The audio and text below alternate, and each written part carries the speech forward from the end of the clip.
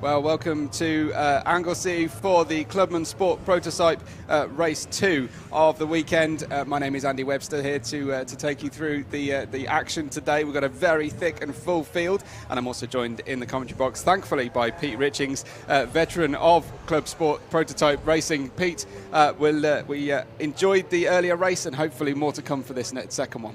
Indeed, I'm really looking forward to it. I hope it's going to be a little bit closer. This morning's race was just a little bit spaced out, wasn't it? So I'm hoping we're going to get a closer race. For the rest of the races, we're going to get 2 warm-up laps. We're going to get one behind the safety car, then the green flag lap, which I think would be good for everybody, get their tyres nice and warm before the start of the race. 17 degrees C ambient temperature here today in Anglesey. It is a beautiful day to watch and race, and you couldn't ask for better conditions. So we are, as I say, as you were just saying, going for the first safety car lap, followed by a green flag formation lap to get us underway, because it was just too difficult to get this enlarged field out of the pit lane and turned around in time to basically form up the order. But Pete, you're going to do the honours of reading out our grid for us. Sure, and it's as always with Clubmans Sports Prototype, it's a 1-1 grid, and I think we saw in the first race the value of that 1-1 grid so. when Michelle Hayward stalled on the line. She didn't blame me for giving her advice on how to start, by the way. She was okay about it. But yeah, so that gives plenty of room for drivers to dodge around, so it's well worth doing. So the grid is formed from the finishing order of the first race. So naturally we've got James Clark, who won that race quite clearly on pole, with Cody Tree alongside him. Cody's gone for a different set of tyres, which he was using yesterday testing, which he was a bit quicker. So he's hoping, and we're hoping, that there's a closer race there. The next row is Tom Bellamy and Clive Wood, also CSP1 cars.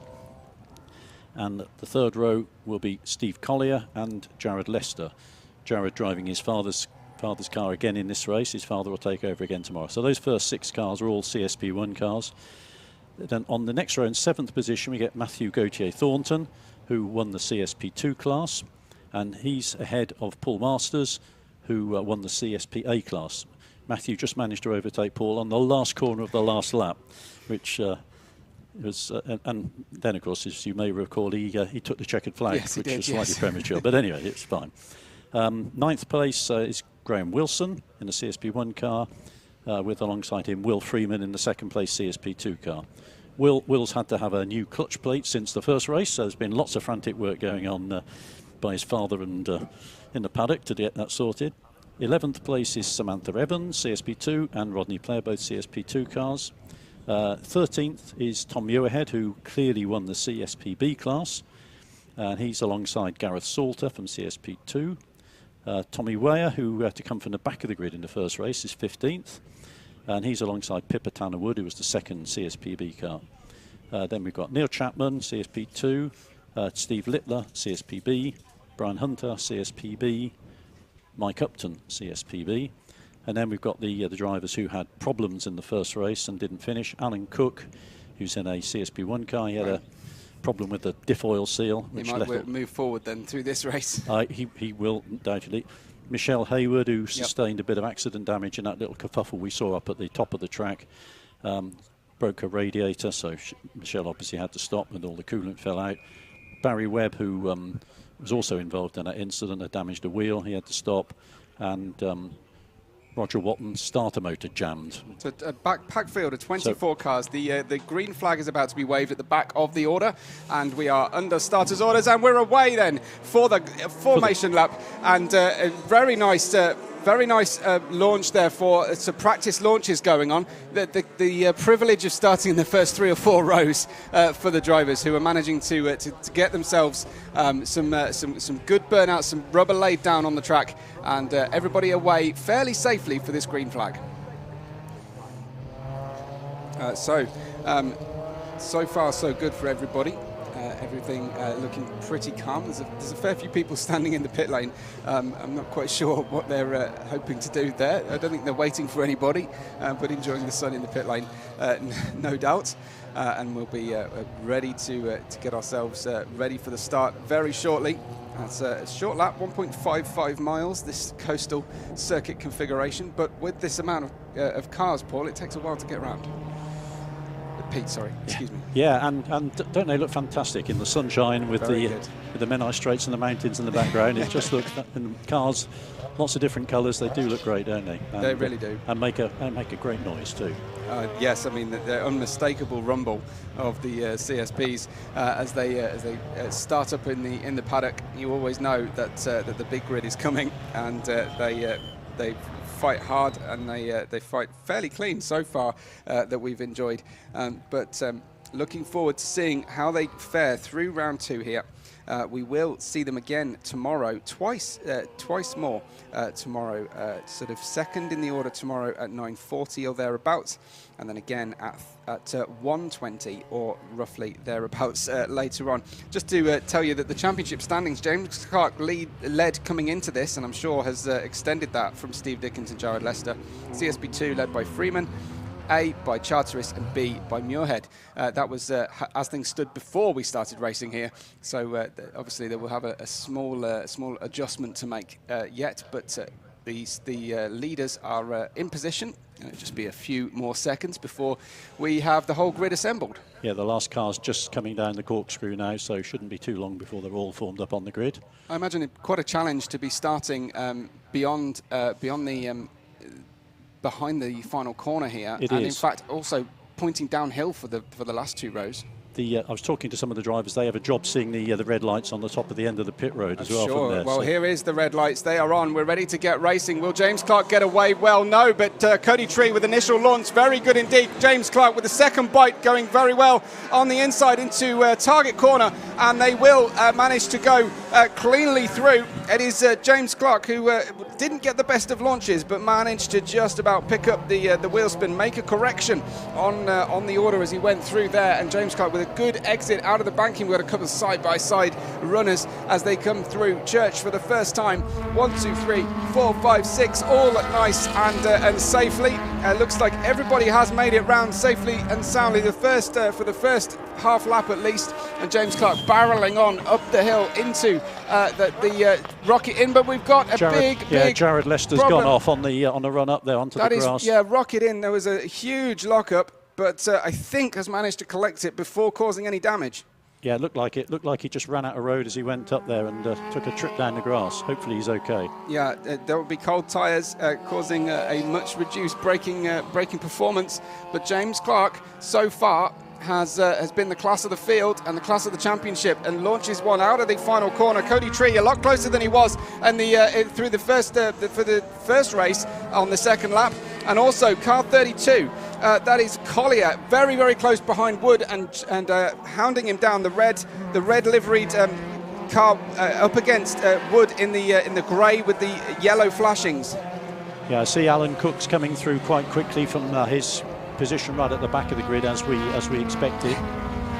Good stuff from him, and there's the front two start leading. That is a big move on the rear axle from Wood, who was struggling to get the car cleanly out of Church Corner, was then lost out through School, and as they head towards Rocket Inn, a big close down. Oh wow, it's almost running into the back when Collier and just ran out of racing room.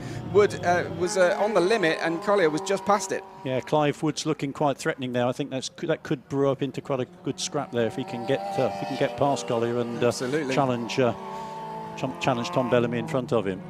Well, and Cody Tree's certainly sticking closer to James Clark this time. He is. They're looking good at coming out of the final corner, and actually Bellamy looking pretty good as well, managing to head this tail of the podium, and that is Gautier Thornton. I think just losing a place to car number 10 Masters, who is out of position here, but maybe he's going to have another go round the outside. These are not fighting for in-class honours. That is Gautier Thornton round the outside of Masters, making a rare move round the outside of the banking. Not seen many of those completed well today, but is that the difference in car performance coming to the front? Yeah, he's got a lot more power, so I think that would explain he was able to sort of get. Although Gautier Thornton's back in front again now, but I think he's going to squeeze. No, Gautier Thornton's braked a lot later, so he's going to stay in front. I noticed that Clive Wood has also passed Steve Collier now and is closing in on Tom. Tom Bellamy? Tom Bellamy, thank you. Yeah, no, I had a senior moment then for a second. Yeah. No, and Cody Tree much closer to James Clark this time. This is looking like a race today at the front. The lead gap now down to less than a second. That's 0.994, and actually fastest lap of the race so far for Cody Tree, a 106.0. Very impressive early on in this race as the tyres are still building temperature and the battle for the podium continues. Bellamy, Wood, Collier is the order, and then further down Gauthier Thornton in the CSP2 leading several out-of-class cars and putting in a great performance. I noticed that in CSP2 Will Freeman made quite a slow start. I guess he was being careful with that new clutch that his dad fitted, so he's worked himself up to second in class now, which is good. Really thrilling battle for the podium continues. This is for third place, but we also want to keep our eye on the battle at the front as well, as Cody Tree is trying to continue to be quicker than Clark in front. James Clark not having it all his own way so far in this period. That is a pass against Masters by Wilson. Wilson sneaking one ahead there in the CSP1 class under the better handling CSP1.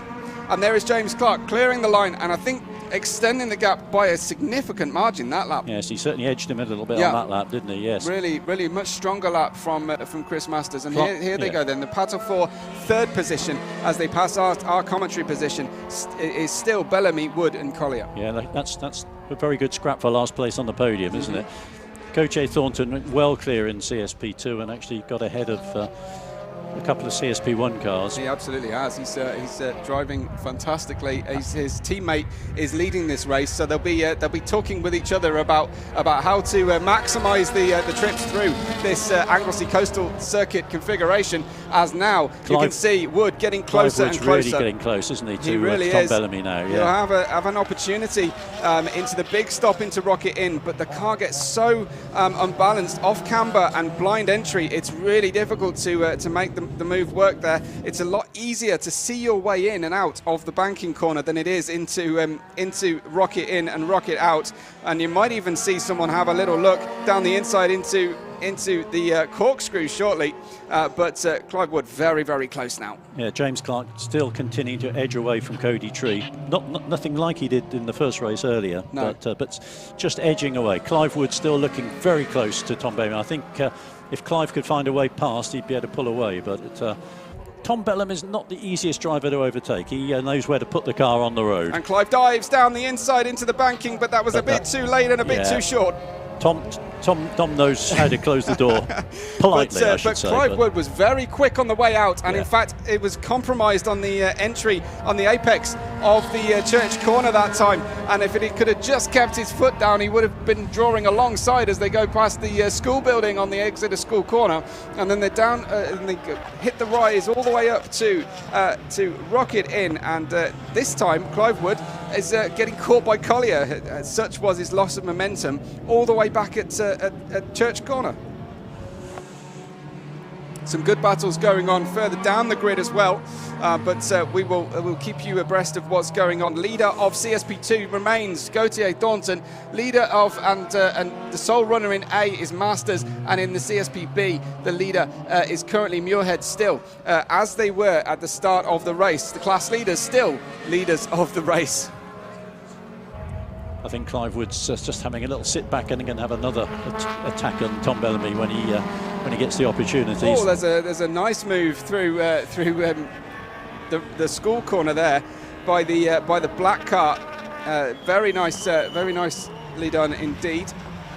And again, bit of side-by-side action for 52 and 60 as they head through into the twisty complex of Rockets and Peel, and followed by the corkscrew corner as well. In fact, that blue car just moving out of the way, and it looks like that's Cody Tree coming through. Is it car 71 already starting to lap the slower runners? Yeah, we're about halfway through the race. Yeah, and we've got a lot of lappery taking place now. James Clark in the lead of the race. Yeah. It looks like that lap 4 was an aberration where Cody Tree closed right up. So it looks like normal service resumed. He does have a 105 on the board once again, does James Clark, and I wonder if Cody Tree can get anywhere near that. Well, he's on a 106.0 so far, and Collier's very close to Wood now. They've got closed up in the back markers there, and Tom Bellamy's pulled away a little bit from them. They have really struggled through those back markers, and really struggling Wood to hold off the attentions of Collier for that 4th place. I think that Cody Tree put some tyres back on that he liked yesterday when he was testing, when he was quicker, but they're not the newest of tyres, so right. It may well be that whilst he had a nice early start, they're starting to go away from him a little bit now. And good to see car 82 still running. Jessica Hayward, she is in 11th place and in CSP1. Good to see that car running this time much better than it did in the first race. Yeah, Michelle had that little tag with another car and broke the radiator, so she had to start right at the back. And it's good to see her working her way through the field now. Yeah, absolutely. Forgive me, I'm still learning everybody's names as we run through today. Hopefully I'll have them right by tomorrow. But as we continue, you had the gender right though, didn't you? That's right. That's good. That's box number 1. Try and tick that one. Yeah, absolutely. Yeah. So there is. Then we've got Bellamy with a good lead now on that podium, ahead of Wood and Collier, who chase him down. It's 2 seconds clear, and the lead at the front for James Clark is 7.3 seconds. No change in class honours either, as Gautier, Thornton, Masters, and Muirhead still head each of their respective classes. Yeah, and Alan Cook's now caught up with. Sorry, another senior moment going on here, but Masters, with Paul Masters, yeah. So Masters, isn't it? Yeah. So Alan has worked his way up well from the back of the field after his problems in the first race. Bellamy able to tear through the back mark as well, and this is Wood still defending here from Collier. Collier in the red, Wood in the grey with the yellow. Him. He was alongside him slightly there, but there's less grip on the inside of the exit. Then they condense very close. I don't think Clive Wood's going to be very impressed with car 52 there, who significantly slowed him as they went through, but it looks like he's at least giving equal treatment to the car behind Clive Wood. In fact, he's gone back ahead as they go through the corkscrew and down. I think Clive's got a problem. Absolutely, yeah. Slowing now through the exit at the final corner, and that looks like the Wood-Collier battle has run and done. But I've got to say, in Steve Collier's defence, this is easily the best race he's had since he's been in Clubmans. He's had a lot of problems, he's done a lot of work on the car. This is a new body he's done himself over the winter, and he's found a lot it's a unique body configuration. It is, isn't it? Yeah, he did it all himself in the garage over the winter, and it's going really well. This is the best I've ever seen him go. It's almost inspired by the Porsche Le Mans prototype entry with those pointed wheel arch covers. There's definitely a bit of LMP inspiration there, isn't there? Yeah. Absolutely. I didn't actually realise until looking at the cars in detail that they were free to modify their own bodywork. As James Clark comes through to start lap 10, and it looks like Cody Tree has yet to even get there. Here he comes to cross the line, passing car 42 as he does so, and Cody Tree now 9 seconds with 3.5 minutes to run. Yeah, one of the great things about Clubmans is there's quite a lot of freedom of the regulations. So, right. We have some regulations, but it's got a lot of freedom, so it's good for car owners to develop their cars, and as you can see, they're pretty quick, great to drive, but pretty cost effective to run. Yeah, and a lot of the cars seem to, there's a lot of variance at the back end of the cars as well. If you can pay a lot of attention, see James Clark's entry has got a very significant diffuser on the back. No two cars, even when they're the same description, no two cars are actually the same as each other. They're all got lots of little modifications the owners have done to them themselves. Absolutely. Well, flying through, you've got some that are open front wheels and some that are not, as they go through and are all negotiating for room on the racetrack. But James Clark continues to lead this one on his 10th lap from Cody Tree, Bellamy, Collier, Gautier, Thornton now up into 5th place overall, and that would be a significantly strong result for the class 2 CSP car. Yeah, no, that's a great performance from Matthew.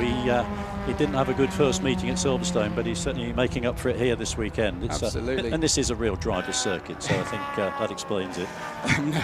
We're not intending to throw shade on any particular circuit like Silverstone, but this one definitely is one where the drivers make a difference. They really can make far more of the lap. They really can make a difference around here. And the undulation, the drivers love the undulation of this circuit as well. It's just a thrilling roller coaster ride. I think any circuit's got significant elevation change. Drivers always love, yeah. Absolutely. How about these long wheelbases though?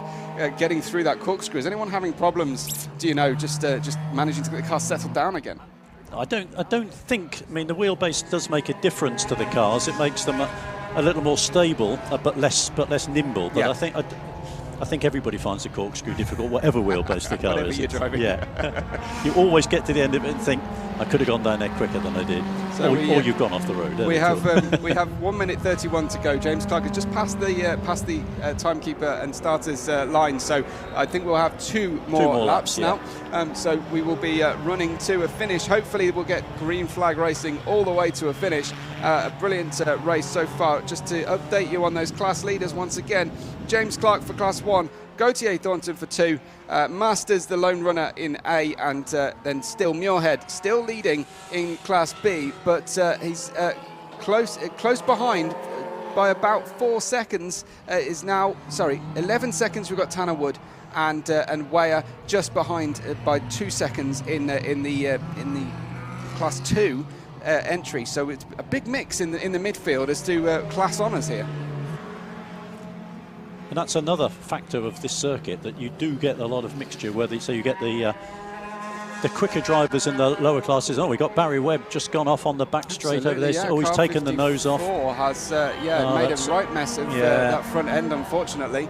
It might look like smooth, beautiful laid turf out there, but I'm sure there's plenty of lumps and bumps and rabbit holes, certainly hair holes at least, that will be causing the cars to bottom out and lose that. I don't see actually where the front wing is. I wonder if one of our camera operators can make a look, but car 81 has a significantly wrong looking rear end, so it could be that was a result of contact if there's two cars with issue like that. Yeah, I hope not, because they made contact in the first race, and we okay, yes. We may have a discussion in the paddock if that's the case. Indeed. Well, I hope not. I hope you can, if they are having a decision, go and I'm not sure they were on the same bit of track at the time, but we'll find out, I'm sure, in time. Absolutely. So the last lap has begun. We are about to finish up. It looks to be going the same way as before. The starter is looking for the correct dark green racing entry here to wave the flag for as we come out of the final corner. It looks like there it is. James Clark wins race 2 as it was in race 1. Cody Tree, I think a lot further back perhaps than he would like.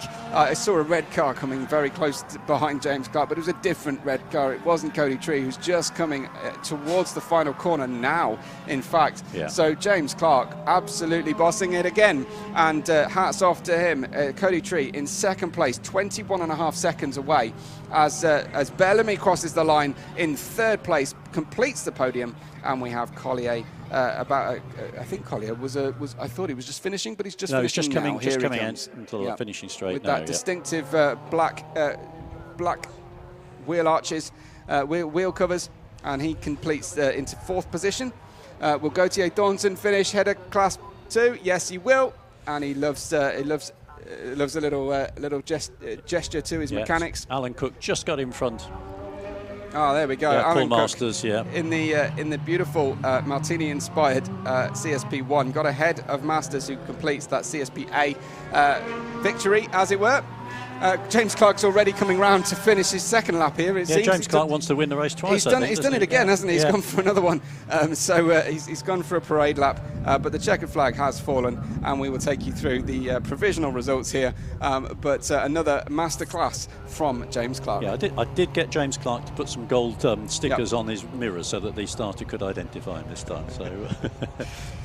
Very good indeed. Well, again, a very, very impressive display from James Clark. I wonder if Cody Tree or anyone else can find anything overnight, Pete.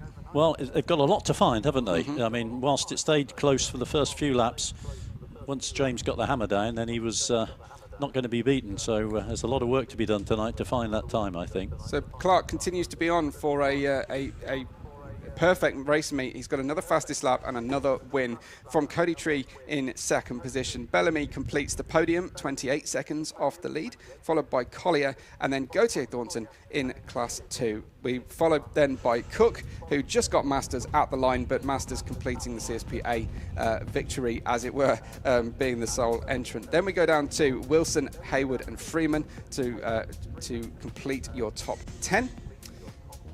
And shortly we'll have the rest of the runners. Muirhead winning for his class, followed by Tannerwood, Weyer, Littler, Salter, Watton, Hunter, Webb, Chapman and Upton, completing the top 20. And I think we have just a few more runners to cover. Those will be Player, who completed to finish in 21st, then Evans, Wood and Leicester. Leicester obviously retiring very early. I think we missed that. We missed that happen, didn't we? No, we saw, if you remember, he went off onto the grass on the first lap, and I guess he absolutely must have had a problem, either that or filled the radiators with grass or something. I mean, he never came round to complete that lap, did he? Well, 14 laps were completed. We will see the Clubmans Sports Prototypes and we will see Pete Richings again tomorrow. But for now, that is their racing done for today here at the Anglesey Circuit, and we will catch you all tomorrow. But there's one more race to come on the channel today, the Blue Ribbon Miata Trophy, and we will see you in a few moments.